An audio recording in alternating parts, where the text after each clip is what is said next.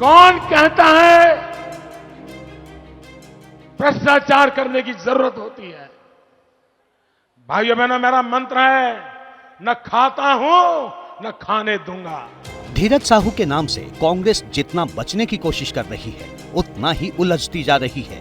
इस वक्त कोई ऐसा शहर नहीं जहां बीजेपी ने कांग्रेस के खिलाफ मोर्चा न खोल रखा हो। भ्रष्टाचारी कांग्रेस, भ्रष्टाचारी कांग्रेस, देश के लुटेरे कांग्रेस, भ्रष्टाचारी कांग्रेस, भ्रष्टाचारी कांग्रेस, राहुल गांधी मुर्दाबाद, कांग्रेस पार्टी मुर्दाबाद। इससे बड़ा भ्रष्टाचार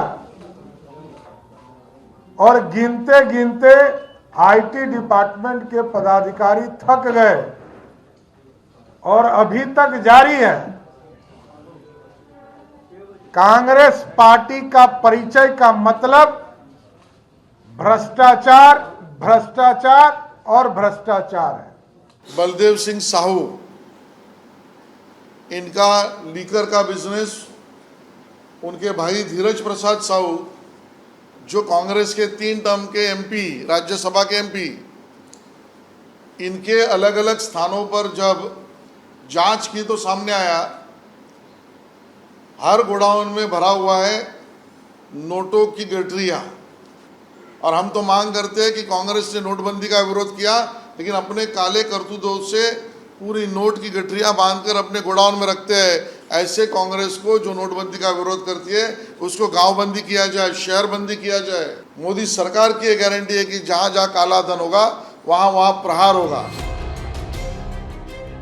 बीजेपी धीरज साहू के घर से मिली बेनामी संपत्ति को काले धन से जोड़ रही है और इनकम टैक्स की छापेमारी को काले धन के खिलाफ सबसे बड़ी चोट बता रही है।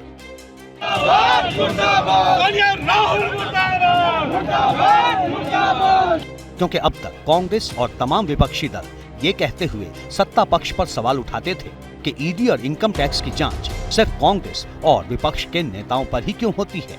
लेकिन जिस तरह से धीरज साहू के घर ये कुबेर का खजाना मिला है, उससे कांग्रेस खुद सवालों के चक्रव्यूह में फंसती दिखाई दे रही है। सवाल नंबर 1, धीरज साहू के पास इतनी दौलत है, क्या इसका अंदाजा कांग्रेस को पहले से नहीं था? सवाल नंबर 2, क्या धीरज साहू जैसे खिलाड़ी इस पैसे का इस्तेमाल चुनाव में वोट को मैनेज करने के लिए करते हैं? सवाल नंबर 3, धीरज साहू के घर से मिले इस खजाने में क्या झारखंड की हेमंत सोरेन सरकार का भी हिस्सा है? दरअसल 2024 के आखिर में झारखंड में भी विधानसभा चुनाव होने हैं। ऐसे में एक भी गलती झारखंड में चल रही गठबंधन की सरकार के लिए भारी पड़ सकती है। और ये बात बीजेपी ने छत्तीसगढ़ में साफ भी कर दी है, जहां हर कोई भूपेश बघेल को मजबूत मानकर चल रहा था, वहां बीजेपी ने उन्हें महादेव ऐप के ऐसे चक्रव्यूह में उलझाया कि बघेल का नाम तो खराब हुआ ही, सरकार भी चली गई। कांग्रेस ने छत्तीसगढ़ के युवाओं को क्या क्या सपने दिखाए थे और दिया क्या?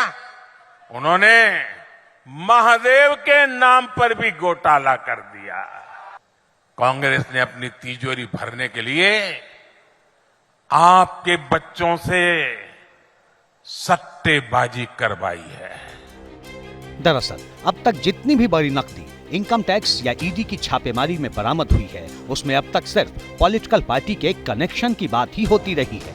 ऐसा उस वक्त हुआ था जब दिसंबर 2021 में यूपी के कन्नौज में इत्र व्यापारी पीयूष जैन के घर में ईडी को काले धन का पूरा साम्राज्य मिला था। तब बीजेपी ने पीयूष जैन का कनेक्शन समाजवादी पार्टी से जोड़ने की कोशिश की थी, लेकिन समाजवादी पार्टी ने ये कहते हुए पल्ला झाड़ लिया कि वो पीयूष जैन को जानती तक नहीं है।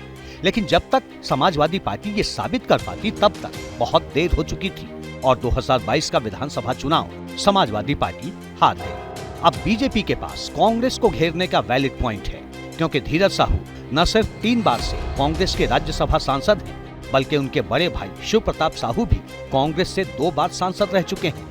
ये कांग्रेस पर ठप्पे की तरह लगा हुआ है, जिसे वो चाहकर भी हटा नहीं पाएगी।